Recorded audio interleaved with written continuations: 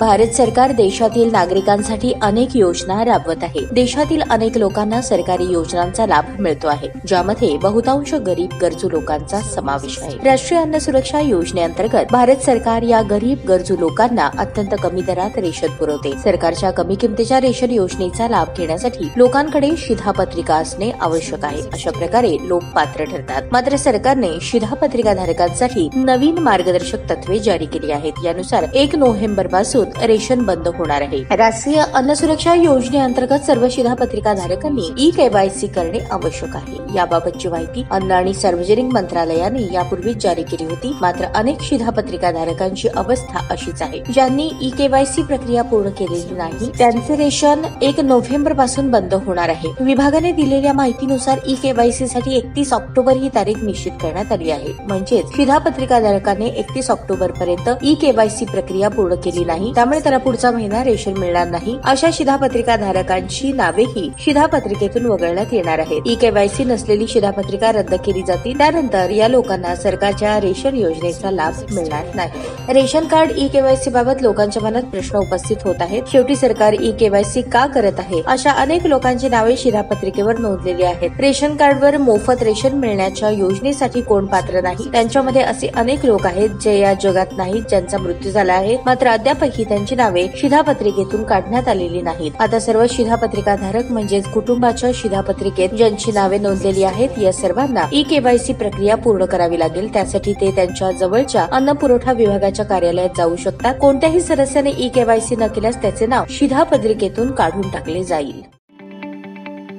ताज्या बातम्या पाहण्यासाठी प्राईम महाराष्ट्र न्यूज चॅनलला सबस्क्राईब करा।